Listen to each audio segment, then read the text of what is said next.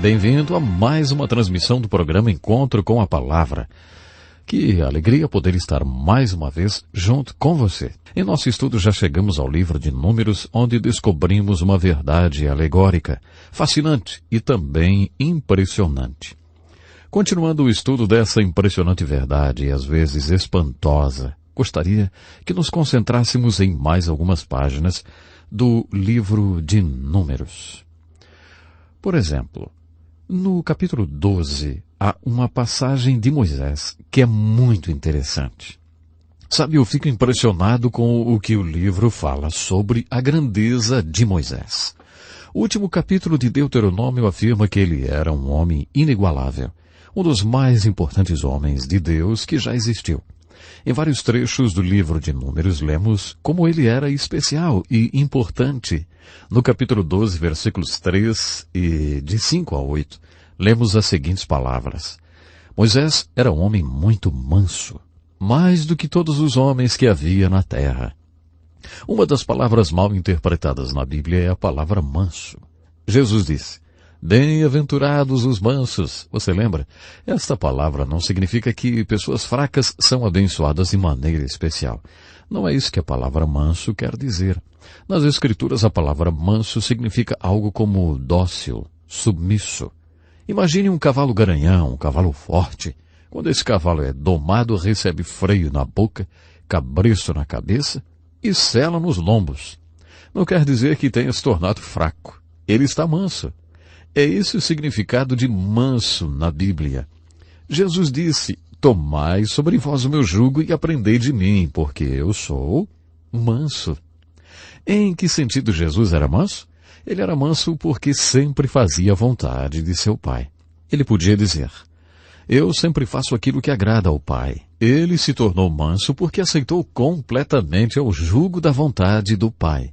Jesus nos disse, tomai o meu jugo e sede mansos. Quando Saulo de Tarso se converteu, quando ele conheceu a Jesus de forma tão dramática a caminho de Damasco, e perguntou, quem é, Senhor? E depois disse, Senhor, que queres que eu faça? Seu nome foi trocado de Saulo para Paulo. Saulo quer dizer poderoso. Paulo significa pequeno ou ninguém. O que aconteceu com Saulo de Tarso a caminho de Damasco foi que ele simplesmente tornou-se manso. É isso que mansidão quer dizer. Quando entendemos a definição da palavra manso, compreendemos o elogio feito a Moisés. Moisés era um homem muito manso. Temos aqui uma grande declaração a respeito de Moisés e Arão. No nosso último estudo vimos que Deus trocou uma nação de mais de 2 milhões de pessoas por apenas 2 homens. Você lembra? Caleb e Josué, porque eles creram em Deus e o seguiram incondicionalmente. Agora vemos Deus falando que trocaria a nação inteira por um homem apenas. Ele disse, com pestilência o ferirei e o rejeitarei, mas farei de ti povo maior e mais forte do que este. Dá para perceber quais são os valores de Deus? Deus valorizou tanto assim esse homem manso porque ele estava disposto a fazer a vontade de Deus. Por isso Deus trocaria toda uma nação por um homem apenas. Acho isso impressionante. Continuando o estudo da vida de Moisés, é impressionante ver que Moisés não entrou na terra prometida. No final, Deus não trocou uma nação inteira por Moisés. Deus trocou a nação inteira por Caleb e Josué. O pecado de Moisés, no capítulo 20, é um dos mistérios do livro de Números. Algumas vezes achamos que Deus não é justo e esse é uma das vezes, talvez que muitas pessoas até chegam a pensar, Deus, isso não é justo. Quando você vê Moisés, um homem tão importante, e o erro sem importância que cometeu, você se pergunta, por que Deus o puniu dizendo que ele não poderia entrar na terra prometida? O relato continua assim. Disse o Senhor a Moisés, toma a vara, ajunta o povo, tu e teu irmão Arão. Na presença deles ordenei a rocha que dê as suas águas.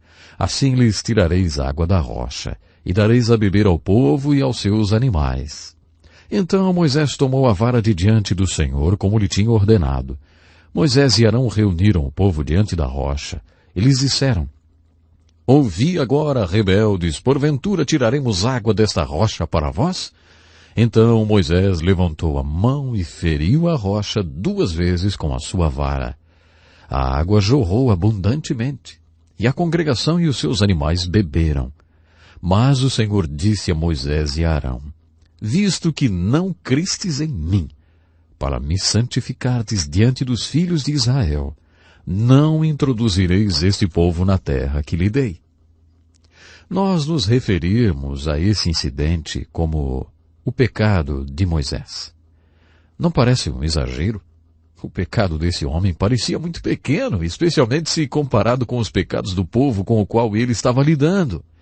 Quando você pensa em toda a paciência que ele teve no deserto durante 40 anos, em tudo que ele teve que aguentar, e porque uma vez ele perdeu a paciência, Deus disse, chega Moisés, você não vai entrar na terra prometida. Olha, para nós isso parece duro demais, não é verdade? Há algumas considerações que devemos fazer com respeito ao castigo de Deus. Primeiramente devemos dizer, o juiz de toda justiça não julgaria com justiça? Nós não temos o direito de sugerir a Deus o que é justo e o que não é. É Deus quem determina o que é o certo e o que é justo.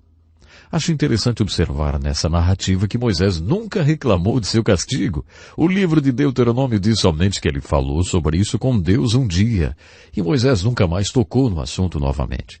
Ele não reclamou e nem disse que era justo ou injusto. Outra conclusão que podemos tirar desse incidente é que Deus estabelece um padrão mais alto para os líderes do que o padrão estabelecido para o povo. Nunca se esqueça disso, especialmente se você for um líder. Creio que as Escrituras deixam bem claro que Deus estabeleceu 2 padrões. Quando nos tornamos membro de uma igreja, tomamos conhecimento de alguns padrões que deveremos seguir. Uma igreja que não tiver um conjunto de normas e padrões para serem seguidos não é uma igreja muito confiável. Devemos esperar um determinado comportamento dos membros. Mas, de acordo com as Escrituras, uma igreja deve esperar de seu líder mais do que espera de seus membros. Deus leva a posição de líder muito, muito a sério. Vimos isso no livro de Levítico. Moisés ocupava a posição de liderança, e o que seria um pequeno erro para os outros por causa da posição que ele ocupava, Deus não considerava um pequeno erro. Aparentemente, seu pecado foi mais ou menos assim. Primeiro Deus disse, ordenai a rocha que te dê as suas águas. Ele não falou a rocha. Ele bateu na rocha 2 vezes com a vara. Isso foi desobediência. Deus mandou falar a rocha. Ele bateu na rocha. Não uma, mas 2 vezes. Moisés perdeu a paciência. Ele disse, ouvi agora, rebeldes, porventura tiraremos água dessa rocha para vós? É óbvio que Moisés estava bravo.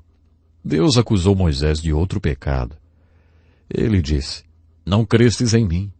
Eu não estou bem certo do que isso significa, mas Deus diz, visto que não cresces em mim para me santificardes diante dos filhos de Israel.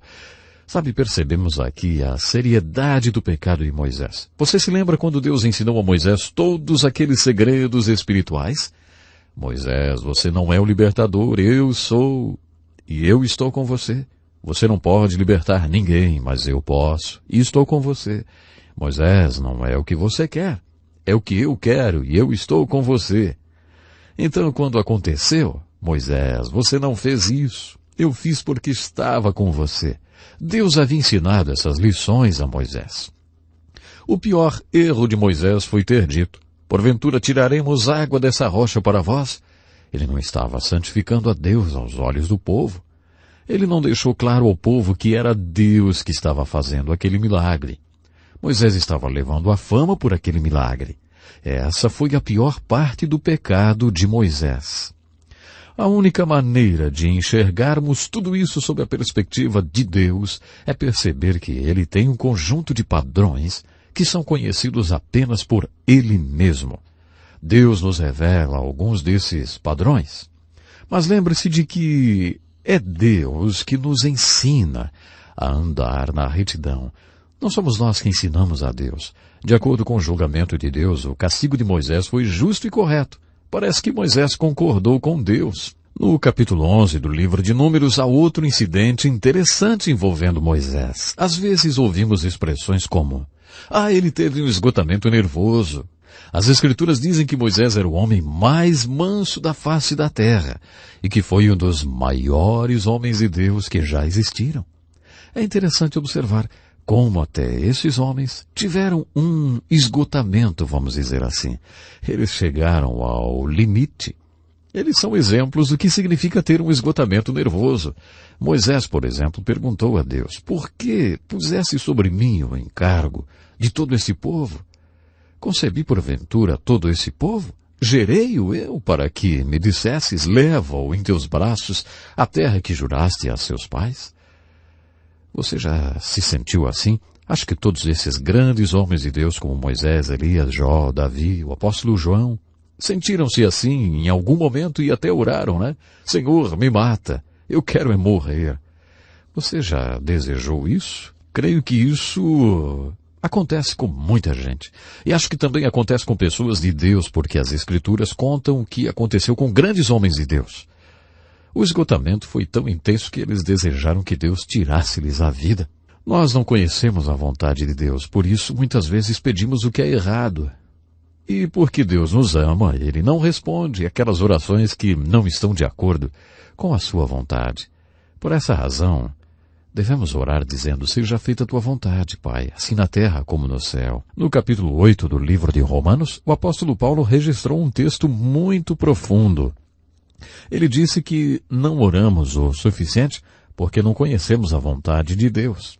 Sabemos que se orarmos segundo a vontade de Deus, receberemos aquilo que pedimos. Mas o problema é que na maioria das vezes não fazemos a mínima ideia de qual seja a vontade do nosso Deus. No caso de Moisés, ele deu 70 homens para o ajudarem. Deus respondeu mais ou menos assim: você acha que você tem que fazer tudo sozinho? Olha, Moisés, isso é um trabalho em equipe. Você precisa convocar mais pessoas do povo para ajudá-lo. Arrume 70 homens e traga-os ao tabernáculo. Eu porei neles o mesmo espírito que está em você. Isso não quer dizer que Deus tirou a liderança de Moisés. Significa que Deus dividiu a responsabilidade da liderança. Ele ordenou que Moisés repartisse essa responsabilidade com outras pessoas. Ele ungiu 70 homens. O sogro de Moisés já tinha sugerido que ele fizesse isso lá no capítulo 18 de Êxodo. Aparentemente, Moisés implementou a ideia quando Deus mostrou que isso era a ideia dele e não do seu sogro, que não pertencia ao povo escolhido de Deus. Elias, você lembra? Orou falando que queria morrer. Deus respondeu: Elias, você anda negligenciando a manutenção do seu templo, o seu corpo. Agora, deite-se aqui e durma um pouquinho. Então Deus fez cair um profundo sono sobre Elias, e quando estava no meio do sono, Deus o despertou e disse: coma alguma coisa agora. A comida tinha sido providenciada sobrenaturalmente e Elias comeu. Depois Deus disse: agora volte a dormir um pouco mais. As Escrituras dizem que quando Elias acordou do seu segundo sono, a energia que Elias ganhou com aquela carne durou 40 dias. Será que você, líder, não está precisando dormir um pouquinho mais? Olha, pense nisso, viu? Bom, se você ler todo o esforço físico que Elias fez quando desafiou os profetas de Baal, perceberá que ele estava esgotado fisicamente. Um dos versículos sobre restauração mais importantes da Bíblia é o Salmo 23 e verso 3, em que Davi diz: restaura-me o vigor, guia-me nas veredas da justiça por amor do seu nome. Quando negligencio o meu corpo ou meu espírito e fico esgotado, tenho que passar por uma restauração. Em Números capítulo 11, Moisés foi a Deus esgotado, sem forças. Deus disse: você precisa que sua alma seja restaurada, Moisés. Vou mostrar a você como fazer isso. Mostrarei alguns caminhos de justiça. Quero que você ande nesses caminhos de justiça durante 5 anos. Os caminhos de justiça o levarão à restauração. É assim que Deus restaura o seu povo quando está esgotado. Não é como macarrão instantâneo, ou café instantâneo, ou chá instantâneo. Vivemos num mundo muito impaciente, não é mesmo? Queremos tudo instantaneamente. Deus não nos dá as coisas de maneira instantânea. Pode ser que Ele nos dê algumas coisas instantaneamente, mas a restauração que vemos na vida de Moisés é muito prática. Deus disse: mostrarei os caminhos de justiça que restaura a sua alma. Reúna 70 homens para ajudar você. Divida a carga, Moisés. Vamos dar uma organizada por aqui. Vamos nomear algumas pessoas e delegar tarefas a elas. Tão prático como a receita que ele deu a Elias. O que chama minha atenção é pensar que um homem tão importante quanto Moisés também pecava e chegava ao seu limite. Chegava ao seu limite, isso mesmo. Sabe que isso me consola? Até, eu não sei quanto a você, mas consola-me quando vejo essas características tão humanas nos personagens da Bíblia. Faz-me bem ver que eram seres humanos comuns como eu. Assim não me sinto um caso perdido, não. Muitas pessoas pensam que quando nos convertemos, deixamos de ser humanos. Por isso acho importante que a Bíblia aponte as características humanas de seus personagens. Eles não são personagens mitológicos. São pessoas comuns, são tão humanos quanto você e eu. Mas acontece que eram seres humanos controlados pelo Espírito Santo de Deus. Por isso podiam fazer tudo o que fizeram. Gostaria de chamar a atenção para uma outra coisa no livro de Números. No capítulo 22 lemos a história da jumenta de um profeta. Você lembra? Deus queria fazer algo naquela ocasião, mas não encontrava um homem que o enxergasse, ouvisse e fizesse aquilo que ele queria. Deus tinha uma mensagem para dar e não encontrava um homem que falasse por ele.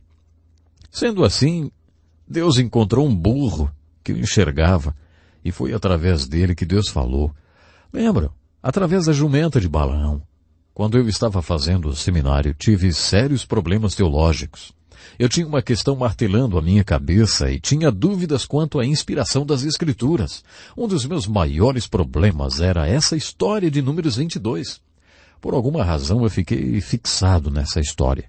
Perguntei aos meus professores super conservadores: escuta, eu tenho que crer que Deus falou através de um burro para ser salvo? Eu não sei por que a fixação nessa pergunta, mas eles ficaram realmente preocupados comigo e começaram a fazer reuniões de oração, porque eu tinha feito aquela pergunta. Você é salvo por causa da sua visão a respeito da inspiração da Bíblia ou porque crê no Evangelho de Jesus Cristo? Bom, na verdade essa era a minha pergunta, mas eu me fixei na questão do burrinho. Para mim era difícil acreditar que Deus tivesse falado através de um burro. Você já viu um jumento?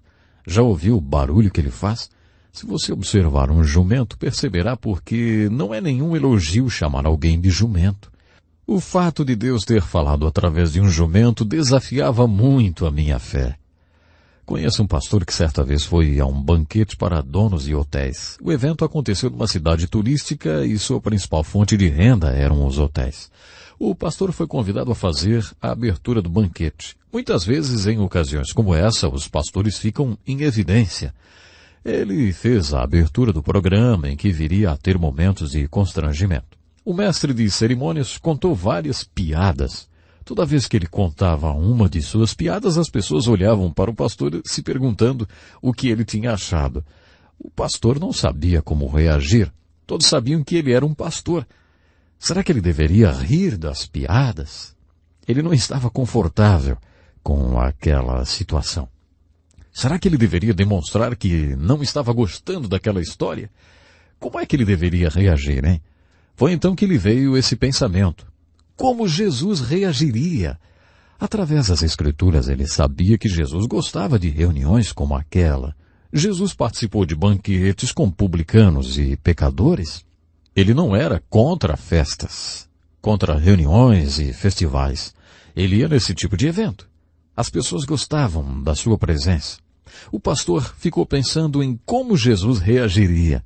Foi então que orou: Senhor, como é que o Senhor iria lidar com essa situação, hein? Nesse momento que teve a revelação de que Jesus os amava, então lhe ocorreu: será que amo essas pessoas? Será que elas sabem que eu as amo de verdade? Ele estava sentado em frente ao prefeito da cidade. O prefeito tinha problemas com bebida e já estava bêbado quando eles começaram a conversar. O prefeito estava muito bêbado. Mais uma vez o pastor pensou: será que eu o amo? Será que ele sabe que eu o amo? Então o pastor começou a orar: Senhor, dê-me algum tipo de abertura para que eu possa mostrar a esse homem que realmente o amo. Um estava sentado de frente para o outro. Naquele momento o prefeito falou para o pastor: Ei, pastor, tenho um bom conselho para o senhor. Quando entrei para a política, alguém me disse: não chame as pessoas pelo que você vê nelas, mas pelo que elas realmente são.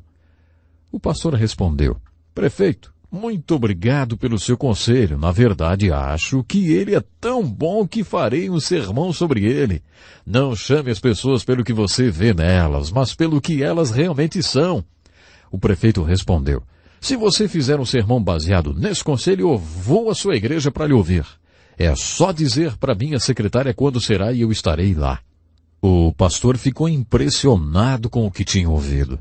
Foi então que lhe ocorreu um pensamento. Ele falou para o prefeito: sabe, prefeito, hoje o senhor solucionou uma dúvida teológica que eu tinha há anos. Ele disse: ah, é? E como assim? O pastor disse: quando eu estava no seminário era difícil para mim acreditar que Deus pudesse falar através de um jumento, mas agora ele falou comigo através do Senhor. O Senhor acabou de solucionar uma grande dúvida para mim. O prefeito achou aquilo incrível e caiu na gargalhada. Prometeu que iria ouvir o pastor pregar aquele sermão. E foi mesmo. O título do sermão era: Chame-os pelo que realmente são. O pastor acha que naquela noite teve uma revelação em relação a Números 22. E ao prefeito daquela cidadezinha, ele deve alguma coisa. A revelação foi a seguinte: de onde tiramos essa ideia que Deus usa apenas super crentes?